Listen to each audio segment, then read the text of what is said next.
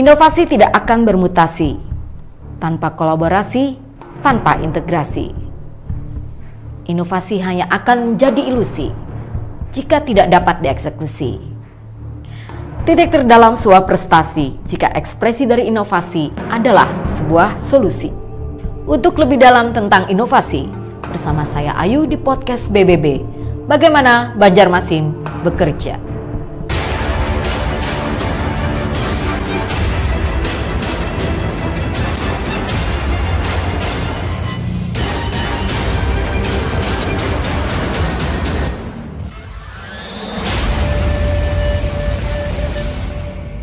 Assalamualaikum warahmatullahi wabarakatuh.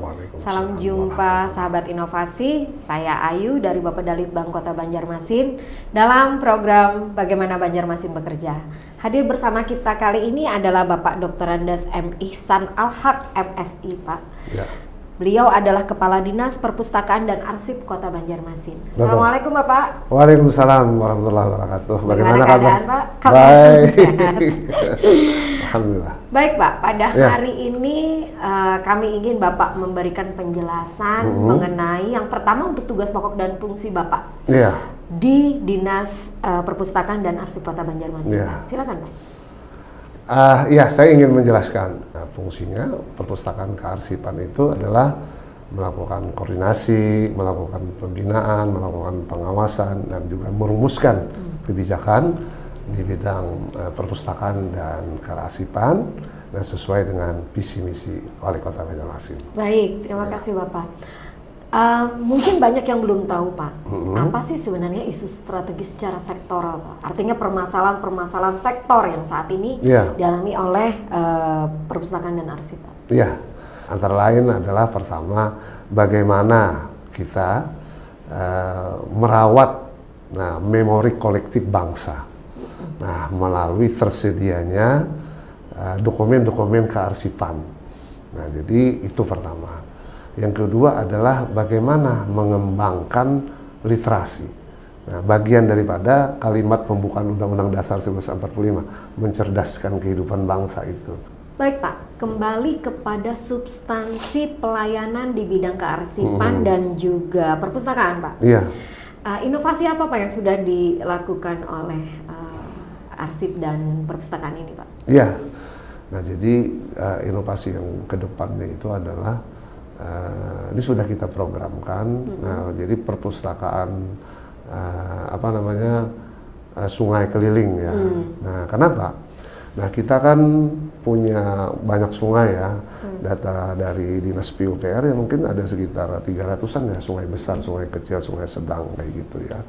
Nah, ini banyak masyarakat yang di pinggir-pinggir sungai yang perlu didatangi ya, yang terpencil, terjauh ya dari pusat kota Banjarmasin, itu memang memerlukan sekali bahan-bahan buku bacaan kayak gitu ya.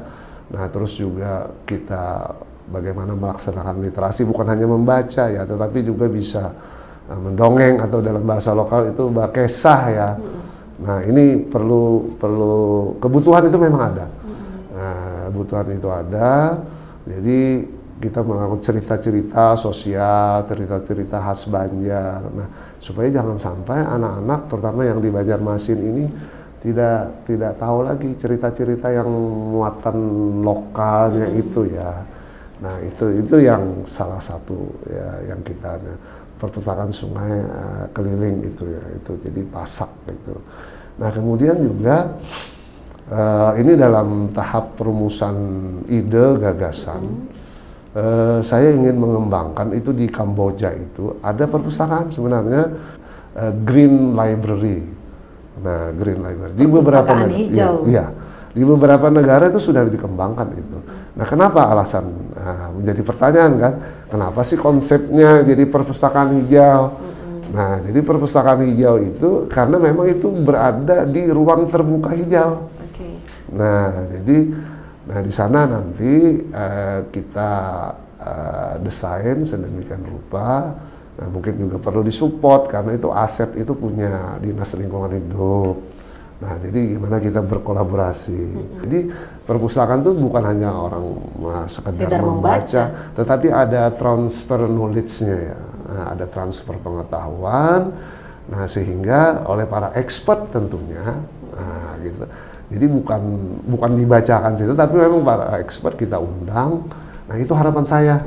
Pak Ihsan, terima kasih banyak atas informasinya. Selamat berkolaborasi. Dan sekali lagi terima kasih atas kedatangannya untuk program Bagaimana Banjarmasin Bekerja. Sahabat inovasi, terima kasih untuk bergabung di acara ini. Bagaimana Banjarmasin Bekerja? Terus melahirkan inovasi. Terima kasih. Assalamualaikum warahmatullahi wabarakatuh. Salam inovasi.